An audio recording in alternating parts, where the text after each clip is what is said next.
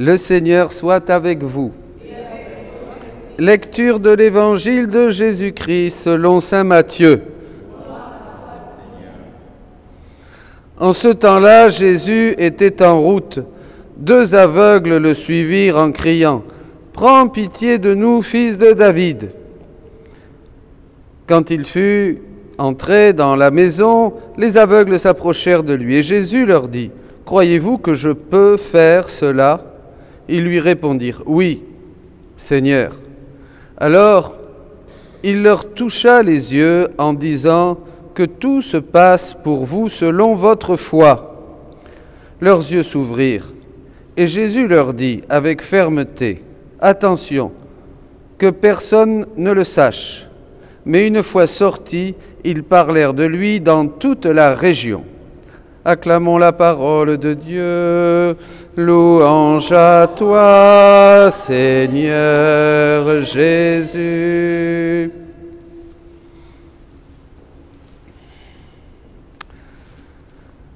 Bien, nous continuons nos petites catéchèses à travers les évangiles. Il me semble très important, mes amis, de voir comment tout ce qu'a fait Jésus arrive à une plénitude de sens dans la divine volonté, bien sûr. Cet évangile, par exemple, bon, ben c'est bien, Jésus a guéri les aveugles, ils avaient la foi et ils ont recouvré la vue. Bénissons le Seigneur. Mais si Jésus fait ces choses-là, lui qui est le royaume de Dieu, hein, c'est pour autre chose. Il n'y a pas que ces 2 aveugles qu'il veut guérir. Il veut guérir cette cécité que nous avons surtout et qui a causé cet éloignement de Dieu, ou l'inverse, l'éloignement de Dieu a causé cette cécité depuis le péché originel, et puis nos péchés personnels, et finalement nous ne voyons plus Dieu, et nous ne savons plus qui nous sommes, nous ne savons plus ce que nous faisons, nous ne savons même pas pourquoi nous prions. On prie un peu, bien sûr, quand on a un souci, on prie pour avoir des choses matérielles, pour avoir la paix, pour avoir du travail, pour avoir beaucoup de choses, mais en fait, bon, on est très très loin de comprendre et d'avoir cette intelligence sur le grand projet, le grand dessein de Dieu sur l'homme, dont la rédemption a été une étape. Puisque la rédemption, c'est justement là, quand Jésus est venu, qu'il a semé dans l'Église cette semence de la divine volonté, puisque lui, il vivait pleinement dans la divine volonté. Jésus-Christ, sa volonté humaine vivait immergée dans la volonté du Verbe de Dieu, de la 2e personne de la Trinité. Et donc, ça a été semé. Mais il a fallu, comme dit le Seigneur, cette semence de la volonté qui est née et qui va croître, il a fallu pour que cet arbre se développe, hein, et donne des branches et des feuilles, hein, et enfin les fruits. C'est aujourd'hui les fruits. Dans la mesure où vous entrez dans la divine volonté, vous commencez à manger les fruits de tout ce travail des siècles. Hein. Il y avait besoin de beaucoup de temps, hein, pour faire que cette semence de la divine volonté porte du fruit. Et les fruits, c'est maintenant, c'est aujourd'hui. Vous voyez, c'est un très beau texte, alors que vous ne trouverez pas dans la traduction française, mais dans l'original, au 15 juillet 1923, volume 16. 15 juillet 1923, volume 16. Donc, il y a une croissance progressive que déjà Saint Vincent les Reims, un des pères de l'Église, avait bien expliqué. Alors, voilà, donc Jésus fait quelque chose aujourd'hui dans l'Évangile, aujourd'hui, hier, dans l'Évangile, que nous pouvons comprendre aujourd'hui. Et ça va être très important. Et vous allez voir pourquoi. Et ça va aussi donner réponse à beaucoup qui cherchent comment prier. J'en ai parlé hier. Beaucoup aujourd'hui veulent faire des prières, veulent prier, se demandent comment prier, quelle est la meilleure des prières, qu'est-ce qu'on peut faire. Priez, oui, dira Jésus, mais prie comme moi. Un jour, j'avais demandé à un homme de Dieu, je lui ai dit, oui, je vais me retirer dans la prière, dans une vie de prière. Il m'a dit, oui, c'est bien. Un homme qui connaît très bien Louisa. Et il m'a dit, oui, mais rappelle-toi, si c'est pour prier, prie comme lui. Prie, mais prie comme moi, dit Jésus à Louisa. Donc Louise a dit qu'elle méditait sur la passion de son doux Jésus. Puis il est venu à elle. Ma fille, toutes les fois que l'âme pense à ma passion, chaque fois qu'elle se souvient de ce que j'ai souffert, ou qu'elle sent de la compassion pour moi, l'application de mes souffrances est renouvelée en elle.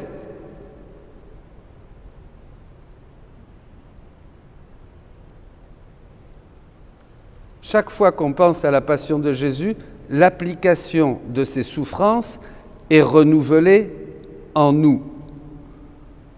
Qu'est-ce que vous voulez de plus? Vous avez autre chose, une meilleure prière qui pourrait donner un autre fruit que ça? Ça n'existe pas. On ne peut pas avoir plus que le renouvellement de la passion de Jésus en nous. Vous êtes d'accord avec moi ou je dis une bêtise? Je ne dis pas de bêtises. Bon. Ça me rassure parce que souvent, les gens ont du mal à comprendre ça. Et vous allez voir que le Seigneur va très loin. Ouais, je reconnais, pendant des années, évidemment, de prêtre, je n'avais rien compris à ça. Rien. Mieux vaut tard que jamais. Hein. Alors, qu'est-ce qui se passe? Et renouvelé en elle. Mon sang surgit pour l'inonder. C'est une inondation. Vous avez déjà eu des inondations chez vous? Imaginez-vous, une inondation du sang du Christ. C'est quand même pas mal. Vous voulez quelque chose? Il y a quelque chose de mieux? Il y a une autre prière qu'on pourrait faire qui donnerait plus de fruits qu'une inondation du sang du Christ dans le corps et dans l'âme? Vous en connaissez une? Non. Bon, alors je continue. Mes plaies la guérissent si elle est blessée. Bah, ça, mais c'est bienvenu. Hein. Ou l'embellissent si elle est en bonne santé. Bah, ça aussi, c'est bienvenu. Hein. On devient plus beau. Tous mes mérites l'enrichissent. L'effet que produit ma passion est surprenant. C'est comme si l'âme déposait en banque tout ce qu'elle a accompli et souffert pour recevoir le double en retour. Oh, merci Jésus. Une belle ronde. Prenez toutes vos souffrances. Voyez tout ce que vous avez souffert depuis votre enfance, depuis dans l'adolescence, dans votre vie, dans votre errance, dans votre vie de péché, dans vos maladies, dans vos addictions, les coups qu'on vous a pu vous donner, les persécutions, enfin tout. Prenez tout. Allez, hop, on le cache dans la passion, dans les plaies de Jésus. Et ça y est. C'est tout purifié. Même tes péchés, s'ils sont rouges comme le sang, deviennent plus blancs que neige. Tout est purifié, tout est guéri. Mais on va le refaire. Vous pouvez le refaire une deuxième fois si vous voulez. Voilà, en double. On reçoit donc ainsi. Tout ce que j'ai réalisé et souffert rejaillit continuellement sur les hommes, comme le soleil offre constamment sa lumière et sa chaleur à la terre. Ma façon d'agir n'est pas sujette à l'épuisement. C'est l'introduction. Nous y arrivons. Mais déjà, voyez, ayez foi. Tout ce qui est nécessaire, c'est que l'âme le désire. Aussi souvent que l'âme le désire, elle reçoit les fruits de ma vie. C'est inépuisable, c'est gratuit, c'est ouvert 24 heures sur 24, il n'y a rien à faire, tu peux te servir quand tu veux. Il n'y a pas de restrictions sanitaires, il n'y a pas de restrictions gouvernementales, c'est infini, inépuisable, à toute heure du jour et de la nuit, 24 heures sur 24, et le service est immédiat. Guérison, purification, renouvellement, doublement de toutes les grâces et les mérites. On peut baigner là-dedans autant qu'on veut. Waouh! Génial! Bon, continuons. Elle se souvient de ma passion 20, 100 ou 1000 fois. Autant de fois elle jouira de ses effets. Oh, c'est génial! Autant de fois, vous voyez, on entre dans une dimension réelle. Il y en a qui vont dire que je suis fou. Mais c'est eux qui sont fous, c'est pas moi. Parce que ça, c'est la parole de Dieu, et la parole de Dieu est la vérité. C'est ça le réel. Le réel, ce n'est pas les chaises sur lesquelles vous êtes assis, ce n'est pas les masques que vous avez sur la tête. C'est pas ça le réel. C'est pas ce que vont nous promulguer les prochaines lois qui vont arriver. C'est pas ça le réel. C'est pas les prières qu'on fait. C'est pas d'aller ici ou d'aller là. C'est pas ça le réel. Le réel, c'est ça. Mon royaume n'est pas de ce monde. Donc, ce que dit Jésus à Pilate nous montre que le réel fait partie d'un royaume qui n'est pas le royaume des hommes, qui ne fait pas partie de ce monde. C'est ça le réel. Et aujourd'hui, on se dit, mais non, attention. Mais oui, parce que vivre dans la divine volonté, c'est l'héroïcité de la foi. C'est la foi poussée au maximum. C'est pour ça que ça réunit et ça dépasse toutes les vertus. Tu peux être très obéissant, mais si tu n'as pas cette foi qu'il faut pour vivre dans la divine volonté, ton obéissance est nulle. Tu me dis que tu es très humble, mais si tu n'as pas cette foi pour vivre dans la divine volonté, ton humilité, ça vaut un cacahuète. Tu dis que tu es très priant et que tu fais beaucoup de jeûnes et de mortifications, très bien, mais si tu n'as pas la foi pour accepter et entrer dans la divine volonté et vivre ce qui est décrit ici, ça ne sert à rien, tes jeûnes, tes prières, tes machins et tout ce que tu peux faire.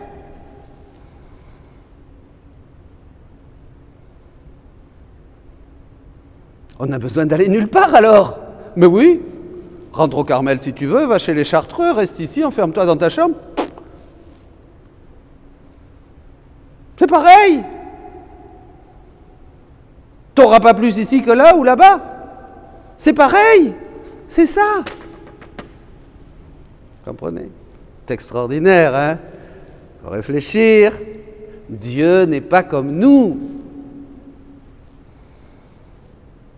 Mes pensées sont aussi éloignées de vos pensées que le ciel de la terre. Mes chemins ne sont pas vos chemins. N'essayons pas de comprendre Dieu. Ayons foi. Et c'est tout. Qu'est-ce qu'on veut comprendre le bon Dieu? À la bonne heure. Quel malheur. Tellement beau. Alors, je continue. Eh oui, combien peu en font leur trésor. Vous voyez, c'est bien ce que j'ai dit. Mais c'est du trésor. En dépit de tous ces bienfaits, on voit tant d'âmes faibles, aveugles. Ils sont là, les aveugles. Vous comprenez pourquoi Jésus a guéri les aveugles? Sourdes, vous vous rappelez, les sourds entendent, les boiteux marchent, muettes, boiteuses, en somme, de dégoûtants cadavres vivants. Pourquoi? On oublie ma passion. Alors que mes souffrances, mes plaies et mon sang ont une force pour surmonter la faiblesse, une lumière pour donner la vue aux aveugles, une langue pour délier les langues des muets, et ouvrir les oreilles des sourds, une voix pour guider les faibles, la vie pour ressusciter les morts, tous les remèdes dont l'humanité a tant besoin peuvent être trouvés dans ma vie et avec ma passion. Tous les remèdes dont l'humanité a besoin. Il n'y a que vous qui pouvez faire ça, les âmes dans la divine volonté. Il n'y a que vous qui pouvez vous approprier les mérites, le sang, la croix, les souffrances de Jésus, réellement, pas pieusement, réellement, les prendre, les faire vôtres et les diffuser à toutes les générations passées, présentes et futures, et les donner à tous les pécheurs, aller frapper à la porte de tous, prêcher dans la divine volonté. Mais les créatures méprisent cette médecine et ne profitent pas de mes solutions. Ah non, pas de solution. Les solutions du bon Dieu, on prêche la divine volonté, et il y en a qui vont bouder, qui vont dire « Oh, mais qu'est-ce que c'est? C'est du mysticisme. Oh non, c'est bizarre. Oh, je ne comprends pas. » On va voir tous les cas de figure. C'est normal, hein? C'était pareil quand Jésus a dit qu'il était vivant et ressuscité d'entre les morts. Rappelez-vous, hein? Les pauvres galères qu'a eu Paul et tous les premiers apôtres. Hein? Ils ne croient pas dont l'humanité a besoin, mais voilà, ben non, ils n'en profitent pas. Les solutions de Dieu ne nous intéressent pas, on va chercher des solutions, alors on va chercher nos solutions, ça c'est sûr. Hein? Alors là, on va y aller avec nos solutions humaines et tout ça, qui ne vont donner absolument rien. D'ailleurs, on va s'épuiser. Ne les suivez pas, ces gens-là. N'allez pas courir après les solutions humaines, humaines, spirituelles, spirituelles, pastorales, pastorales, humaines. Non, allez à l'essentiel. Fatigant. Inonder le monde du sang de la passion de Jésus. C'est ça qu'il faut faire. Qu'est-ce qu'on s'embête à faire autre chose? Faisons d'abord ça, et puis après on verra s'il faut faire autre chose. Mais si on ne fait pas d'abord ça, à quoi ça sert de faire autre chose? On fait autre chose qui ne sert à rien.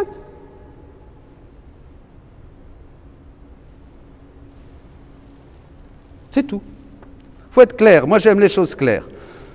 Pas les demi-mesures. Il faut être clair avec soi-même, il faut être clair avec son péché, il faut être clair avec ses faiblesses, il faut être clair avec la gloire de Dieu, il faut être clair avec ce que Dieu veut.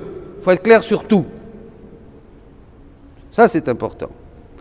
Alors, les solutions du Seigneur.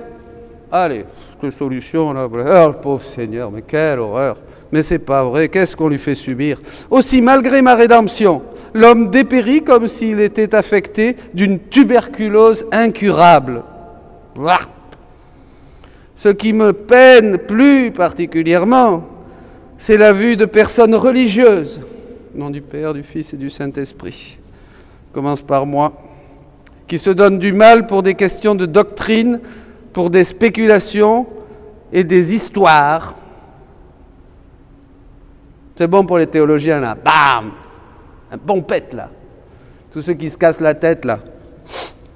Dans les universités, dans les séminaires. On leur apprend quoi? Que dalle! On devrait leur mettre le nez devant Jésus-Christ crucifié et dire « Ah, ça, c'est la théologie. Regarde ses plaies, regarde ses pieds, regarde cette couronne d'épines. Tu veux être théologien ?»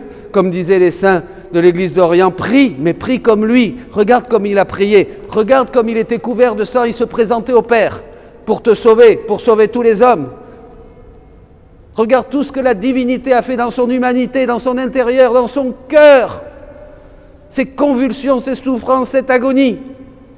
Et tu sais pas quoi? Eh bien, si tu dis oui, il va te prendre avec lui et tu vas pouvoir refaire la même chose pour la gloire de Dieu et le salut de l'homme.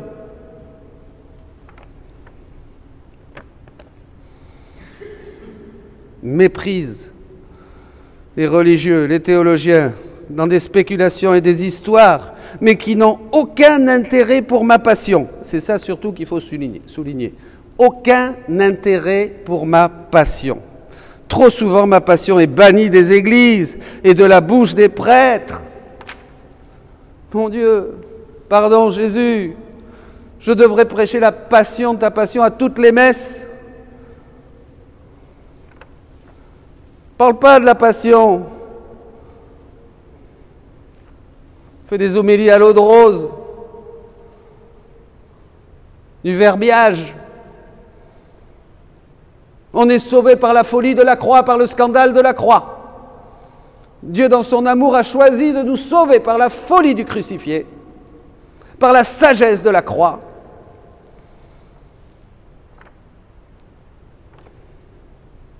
C'est ça qui va nous ouvrir les yeux. Voyez? Trop souvent, ma passion est bannie des églises, de la bouche des prêtres. Leurs paroles sont sans lumière. Pas moi qui le dis, voyez, me jetez pas de pierre. Je vais encore passer quelques années ici à essayer de ne pas faire trop de mal au monde. Leurs paroles sont sans lumière. C'est Jésus qui le dit. Et le peuple se retrouve plus dépourvu que jamais, bien évidemment. Plus dépourvu que jamais. Sans la passion de Jésus, il n'y a rien. Il n'y a rien. Voilà, mes amis. Je crois qu'aujourd'hui, on a tous un peu plus de lumière. On est un peu moins aveugles. Eh bien, bénissons le Seigneur et continuons. Bonne route. Soyez missionnaires.